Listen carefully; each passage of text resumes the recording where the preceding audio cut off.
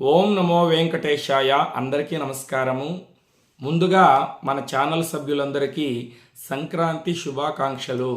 మన ఛానల్ సభ్యులందరూ కలియుగ ప్రత్యక్ష దైవము, ఆపద ముక్కులవాడు, అనాథ రక్షకుడు అయిన లక్ష్మీ వెంకటేశ్వర స్వామి అనుగ్రహం చేత ఆయురారోగ్యాలతో మీరందరూ సంతోషంగా ఉండాలని ఆ స్వామిని మనస్ఫూర్తిగా ప్రార్థన చేస్తూ, ఈరోజు భోగి, రేపు సంక్రాంతి, ఎల్లుండి కనుమ పండుగను మనము జరుపుకుంటున్నాం. చాలామంది కొన్ని ప్రశ్నలు అడిగారు. గురువుగారు, చిన్నపిల్లలకు భోగి పండుగ నాడు భోగి పళ్ళు పోస్తాం కదా, ఉదయం పోయాలా, సాయంకాలం భోగి పళ్ళు పోయాలా?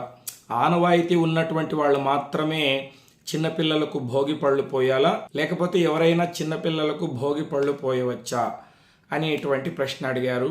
అదేవిధంగా ఇంకొంతమంది, గురువుగారు, ఈ సంక్రాంతి కీడుతో వచ్చిందంట కదా, సంక్రాంతి పండుగ నాడు ఒక్క కొడుకున్నటువంటి వాళ్ళు తప్పకుండా ఎవరో ఒకరి దగ్గర డబ్బులు తీసుకొని చేతికి గాజులు వేయించుకోవాలి అంటున్నారు.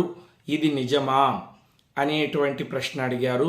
ముఖ్యంగా భోగి నాడు, సంక్రాంతి నాడు, కనుమ నాడు 3 పనులను చేసినట్లయితే మనము అష్టకష్టాలు అనుభవించవలసిందే. మనమే కాదు, మన పిల్లలకు కూడా కీడు వస్తుంది ఈ 3 పనులు చేసినట్లయితే. ఆ పనులు ఏవో ఈ వీడియోలో తెలుసుకుందాం. వీడియో పూర్తిగా చూసినట్లయితే మీ అన్ని ప్రశ్నలకు సమాధానాలు దొరుకుతాయి. ముందుగా మనం తెలుసుకోవాల్సిన విషయం ఏమిటంటే, మన హిందువులు, ముఖ్యంగా మన తెలుగు వాళ్ళు భోగి, సంక్రాంతి, కనుమ ఈ 3 రోజులు చాలా విశేషంగా జరుపుకుంటారండి. పల్లెల్లో కావచ్చు, పట్టణాల్లో కావచ్చు. ఈ 3 రోజులు ప్రాతకాలంలోనే నిద్ర లేవాలి. అంటే సూర్యోదయం వేళకు నిద్ర లేవాలి. బారెడు పొద్దెక్కే వరకు పడుకోకూడదు. నిద్ర లేచిన తక్షణమే చక్కగా తలంటుకొని స్నానం చేయాలి. పురుషులైతే 3 రోజులు కూడా తలస్నానం చేయాలి. స్త్రీలు మీ వీలును బట్టి చేసుకోండి. తలస్నానం చేసిన తర్వాత కొత్త బట్టలు కొనుక్కున్నటువంటి వాళ్ళైతే కొత్త బట్టలు వేసుకోవచ్చు, లేకపోతే బాగా ఉతికి ఆరవేసినటువంటి వస్త్రాలని ధరించవచ్చు. తప్పకుండా మన సాంప్రదాయబద్ధంగా పురుషులు బొట్టు పెట్టుకోవాలి. స్త్రీలైతే చక్కగా పసుపు కుంకుమలు ధరించి చేతి నిండా గాజులు వేసుకొని తలలో పూలు పెట్టుకోండి. లక్ష్మీ స్వరూపంగా కనిపించాలన్నమాట. ముఖ్యంగా భోగి పండుగ నాడు చిన్నపిల్లలకు భోగి పళ్ళు ఎలా పోయాలి అంటే, చక్కగా ఒక గిన్నెలోకి కాస్త రేగి పళ్ళు, రూపాయి బిళ్ళలు, అదేవిధంగా కొన్ని పువ్వులను వేసుకొని, పిల్లలు ఆయురారోగ్యాలతో నిండు నూరేళ్లు వర్ధిల్లాలని, వాళ్లకు ఎటువంటి మృత్యుగండాలు లేకుండా దీర్ఘాయుష్వంతులు కావాలని ఆశీర్వదిస్తూ ఆ భోగి పళ్ళను పోయాలి. ఉదయం పోయాలా, సాయంత్రం పోయాలా అంటే, చాలామంది ఉదయం పూట స్నానమైన తర్వాత భగవంతుడికి పూజ చేసి భోగి పళ్ళు పోస్తారు. మీకు ఉదయం కుదరకపోతే సాయంత్రమైనా చక్కగా భోగి పళ్ళు పోసిన తర్వాత ఎవరైనా 3 ముత్తైదుల్ని పిలిచి వారికి వాయనమిస్తే చాలా మంచిది. ముఖ్యంగా భోగి పళ్ళు ఆనవాయితీ ఉన్నటువంటి వాళ్ళు మాత్రమే పోయాలా అంటే అలా ఏమీ లేదండి. ఎవరైనా మనము భోగి పళ్ళు ఆనవాయితీ ఉన్నవాళ్ళు మాత్రమే పోయాలా అంటే అలా ఏమీ లేదండి. ఎవరైనా పిల్లలు బాగుండాలని, వారికి అన్ని దోషాలు తొలగిపోవాలని, భగవంతుడి అనుగ్రహం కలగాలని భోగి పళ్ళను పోయవచ్చు. దీనికి ఆనవాయితీ ఏమీ అవసరం లేదు. కానీ ఒక విషయం గుర్తుపెట్టుకోవాలి. ఆడపిల్లలకైతే 12 సంవత్సరాలు పైపడినటువంటి అమ్మాయిలకు భోగి పళ్ళు పోయకూడదు. 12 సంవత్సరాలు లోబడినటువంటి వాళ్ళకి మాత్రమే భోగి పళ్ళు పోయాలి.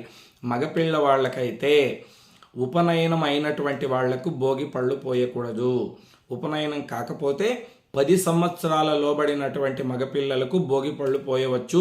10 సంవత్సరాలు పైపడినటువంటి మగపిల్లలకు భోగి పళ్ళు పోయకూడదు. భోగి నాడు తప్పకుండా ఇంటి ముందర భోగి మంట వేయండి. ఇంటి ముందర భోగి మంట వేసి ఆ భోగి మంటకు 3 ప్రదక్షిణలు చేసి అగ్నిదేవునికి నమస్కారం చేసుకున్నట్లయితే యజ్ఞం చేసినటువంటి ఫలితం కలుగుతుంది అని మన ఋషులు చెప్పి ఉన్నారు. ఆ భోగి మంట చల్లారిపోయిన తర్వాత ఆ బూడిదను ప్రతి ఒక్కరూ కూడా బొట్టుగా ధరించాలి. ముఖ్యంగా మీరు పరమేశ్వరుడి భక్తులైతే చక్కగా భస్మాన్ని తీసుకొని ఇలా త్రిపుండ్రాలు పెట్టుకోవచ్చు, లేకపోతే మామూలుగా బొట్టు పెట్టుకున్నా కూడా సరిపోతుంది. ముఖ్యంగా భోగి పండుగ నాడు అంటే జనవరి 14వ తారీఖు బుధవారం, ఈ రోజుతో ధనుర్మాసం ముగిసిపోతుంది. ఎక్కడైనా మీరు మహావిష్ణు దేవాలయానికి వెళితే అక్కడ గోదా కళ్యాణం జరుగుతూ ఉంటుంది. గోదాదేవికి రంగనాథ స్వామికి కళ్యాణం జరుగుతూ ఉంటుంది. తప్పకుండా ఆ కళ్యాణంలో పాల్గొనండి.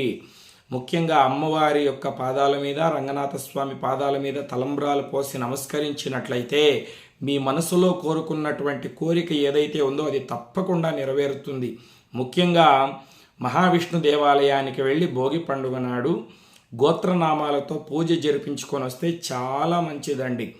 మీ దగ్గరలో ఎక్కడ మహావిష్ణు దేవాలయం లేదనుకోండి, శివాలయం ఉంటే ఆ శివాలయానికే వెళ్ళండి. అక్కడ మీ గోత్రనామాలతో చక్కగా భగవంతుడి పూజ జరిపించుకొని రండి, అంతా మంచే జరుగుతుంది. రేపు అంటే 15వ తారీఖు గురువారం సంక్రాంతి పండుగ నాడు నువ్వుల నూనెను శరీరానికి లేపనం చేసుకొని తలంటుకొని స్నానం చేసినట్లయితే శని దోషాలు, శని పీడలు తొలగిపోతాయి. కాబట్టి ప్రతి ఒక్కరూ కూడా నువ్వుల నూనెను శరీరానికి పూసుకొని చక్కగా తలంటుకొని స్నానం చేయండి. ముఖ్యంగా సంక్రాంతి నాడు ఇంటి ముందర ముగ్గు వేసి గొబ్బెమ్మను పెట్టాలి. మన తెలుగు వాళ్లకు ముగ్గులు వేయడం ఏం నేర్పించవలసినటువంటి అవసరం లేదు. సంక్రాంతి ముగ్గు అంటే చాలా అద్భుతంగా వేస్తారు. ఇంటి దగ్గర గొబ్బెమ్మను పెట్టి, గొబ్బెమ్మ అంటే తెలుసు కదా, కాస్త పేడను తీసుకొని ఆ పేడ మీద ఒక గుమ్మడికాయ పువ్వు కావచ్చు, మందారం పువ్వు కావచ్చు పెట్టి చక్కగా పసుపు కుంకుమలు పెట్టి ఆ గొబ్బెమ్మకు నమస్కారం చేసి పూజ చేసినట్లయితే సకల దేవతల అనుగ్రహము కలుగుతుంది. గొబ్బెమ్మ భూదేవి స్వరూపమని కొంతమంది చెప్తారు, లక్ష్మీ స్వరూపమని కొంతమంది చెప్తారు. ముఖ్యంగా సంక్రాంతి నాడు సూర్య భగవానుడు మకర రాశిలోకి ప్రవేశిస్తాడు కాబట్టే మకర సంక్రాంతి అంటారు. కాబట్టి సూర్యాష్టకము లేదా ఆదిత్య హృదయము చదువుకొని సూర్యుడికి అర్ఘ్యం ఇచ్చి నమస్కారం చేస్తే మంచిది. కొంతమంది సూర్యుడికి చక్కగా ఒక ఆకులో గోధుమల పాయసము, అన్నము, సాంబారు, వడియాలు ఇవన్నీ కూడా పెట్టి నైవేద్యంలా సమర్పిస్తారు. అలా అయినా మీ సంప్రదాయంలో ఉంటే చేసుకోవచ్చు. ముఖ్యంగా సంక్రాంతి పండుగ నాడు ఇంటి దగ్గరికి గంగిరెద్దు వాళ్ళు వచ్చినా, హరిదాసులు వచ్చినా తప్పకుండా వారికి మీ శక్తి కొద్దీ దానం చేయండి. సంక్రాంతి పండుగకు వచ్చేటువంటి హరిదాసులు అంటే సాక్షాత్తు మహావిష్ణు స్వరూపం. వారి అక్షయ పాత్రలో మనం బియ్యం పోసి నమస్కరించినట్లయితే మనము తెలిసి తెలియక చేసిన పాపాలన్నీ కూడా తొలగిపోతాయి. సాక్షాత్తు మహావిష్ణువు యొక్క పరిపూర్ణమైన అనుగ్రహం ఆ కుటుంబ సభ్యులకు కలుగుతుంది. హరిదాసులు ధనుర్మాసం మొత్తము కూడా హరిధ్యానము చేస్తూ, హరి భజనలు చేస్తూ చివరి రోజు అంటే భోగి పండుగ నాడు కావచ్చు, సంక్రాంతి పండుగ నాడు కావచ్చు ఇంటి దగ్గరికి వస్తారు.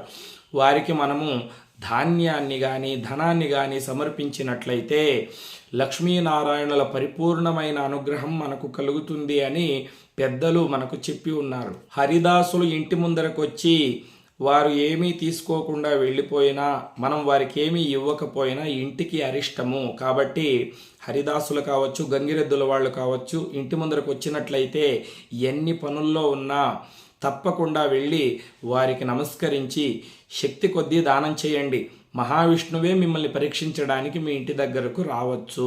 కాబట్టి ఈ పొరపాటు మాత్రం చేయకండి. హరిదాసులు కానీ గంగిరెద్దుల వాళ్ళు కానీ ఇంటి దగ్గరకు వచ్చినట్లయితే వారిని అవమానించి మాత్రం మాట్లాడకండి. మీ శక్తి కొద్దీ వారికి దానం చేయండి. ఇక ఒక కొడుకున్నటువంటి తల్లులు తప్పకుండా ముగ్గురు ముత్తైదుల దగ్గరకు వెళ్ళి వాళ్ళ దగ్గర డబ్బు తీసుకొని, అమ్మా నాకు గాజులు వేసుకోవడానికి డబ్బులు ఇవ్వండి అని తీసుకొని వచ్చి గాజులు వేయించుకున్నట్లయితే కొడుకుకు కీడు తొలగుతుంది అని చెప్తున్నారు. ఇది నిజమేనా అంటే ఇది అసత్యం అండి. గత సంవత్సరమో లేదా దానికి ముందు సంవత్సరమో అనుకుంటా ఇలాగే విపరీతంగా ప్రచారం చేశారు. ఇది మూఢనమ్మకం. దీని గురించి ఏ పంచాంగంలో కానీ ఏ పురాణాల్లో కానీ చెప్పలేదు. ఇవన్నీ కల్పితాలు. కాబట్టి గాజులు వేసుకోవడం మంచిదే. మీ భర్తను అడగండి, ఏమండి గాజులు వేసుకోవాలి సంక్రాంతి పండుగకు డబ్బులు ఇవ్వండి అనండి. మీ భర్త ఇస్తాడు. లేదా మీ పుట్టినింటి వాళ్ళ దగ్గర ఆ డబ్బులు తీసుకొని గాజులు వేసుకోండి. అంతేగాని ఇంటింటికి వెళ్ళి అమ్మ మీరు డబ్బులు ఇవ్వండి మా కొడుకుకు కీడంట అంటే పిచ్చి వాళ్ళు అనుకుంటారు. కాబట్టి ఏది చెయ్యాలో ఏది చేయకూడదో దాన్ని మనం తెలుసుకోవాలి. ప్రతి ఒక్కరు చెప్పింది మనము నమ్మకూడదు. భగవంతుని అనుగ్రహం ఉంటే అన్ని కీడులు అన్ని అరిష్టాలు తొలగిపోతాయండి. భగవంతుణ్ణి మనం గట్టిగా పట్టుకోవాలి. గాజులు వేసుకున్నంత మాత్రాన పిల్లలకు కీడు తొలగిపోయేటట్లయితే అందరూ గాజులు వేసుకుంటారు కదండి. కాబట్టి ఇది మూఢనమ్మకం మాత్రమే. ఇక ముఖ్యంగా మనకు అరిష్టం కలిగించేది, మన కుటుంబ సభ్యులకు కీడు కలిగించేది ఏదో తెలుసా? సంక్రాంతి పండుగ నాడు ఈ పల్లెటూర్లలో ఈ కోడి పందాలు జరుగుతూ ఉంటాయి. ఇంతకు ముందు వీడియోలోనే నేను చెప్పాను, కోడి పందాలు జరిగే చోటుకి వెళ్ళకండి. కోడి కాలుకి కత్తి కట్టేసి అవి రెండు కొట్టుకుంటూ ఉంటే, రక్తం కారుతూ ఉంటే విజిల్స్ వేస్తూ చప్పట్లు కొడుతూ కోడి పంద్యాలు ఆడుతూ ఉంటారు, కాయ రాజా కాయ అని చెప్పి. ఇటువంటివి చూసినా, చప్పట్లు కొట్టినా, విజిల్స్ వేసినా మనకు కీడు, మన కుటుంబ సభ్యులకు కీడు. ఎందుకంటే పవిత్రమైనటువంటి పండుగ రోజు రెండు జీవులకు కొట్లాట పెట్టి అవి రక్తం కార్చుకుంటూ ఉంటే దాన్ని చూసి సంతోషించడము రాక్షసానందము. అదేవిధంగా పొటేలు పంద్యాలు, పొటేళ్ళు ఒకదాన్నొకటి కొట్టుకొని తల పగిలిపోయి రక్తం కారుతూ ఉంటే విజిల్స్ వేస్తూ చప్పట్లు కొడుతూ అక్కడ మనం పంద్యాలు కడుతూ ఉంటే అది మహాపాపము. అటువంటి పనులు చేసినట్లయితే మన కుటుంబ సభ్యులకు కీడు, మన పిల్లలకు కీడు. ఇటువంటి పనులను చేయకండి. ఎవరి మీద గొడవలకు వెళ్ళకండి, ఎవరిని దూషించకండి. చక్కగా మంచి పిండి వంటలు చేసుకొని హాయిగా భుజించండి. ఎందుకంటే మనం భోగి నాడు కావచ్చు, సంక్రాంతి నాడు కావచ్చు, కనుమ నాడు కావచ్చు ఉపవాసం చేయాలని మనకు పెద్దలు చెప్పలేదు. చక్కగా భోజనం తినవచ్చు. కాబట్టి మనం భోగి, సంక్రాంతి, కనుమ నాడు భగవంతుని పూజిస్తూ మంచి పిండి వంటలు ఆరగిస్తూ, ముఖ్యంగా పల్లెటూర్లలో ఈ గంగిరెద్దులాట, ఈ కోలాటలు, అదేవిధంగా బావమర్దళ్ళు అంత్యాక్షరి ఆడుకోవడము, అదేవిధంగా ఇంకా చాలా రకాల ఆటలను ఆడుతూ ఉంటారండి. సంక్రాంతి నాడు గబ్బియాలు పాటలు పాడడము, ఇటువంటివన్నీ కూడా ఉంటాయి. ఊర్లో మంచి హరికథలు, భజనలు, నాటకాలు, డ్యాన్స్ ప్రోగ్రాంలు ఏర్పాటు చేస్తారు. అవన్నీ చూసి మనం సంతోషించవచ్చు. అంతేగాని రెండు ప్రాణులు కొట్టుకుంటూ ఉంటే, రక్తపాతం జరుగుతూ ఉంటే వాటిని చూసి ఆనందించడం రాక్షసానందం. ఇటువంటి పనులు చేస్తే కీడు కలుగుతుంది. కాబట్టి మీ అన్ని ప్రశ్నలకు ఈ వీడియోలో సమాధానాలు దొరికిందనే భావిస్తూ ఉన్నాను. లోకా సమస్తా సుఖినో భవంతు. స్వస్తి.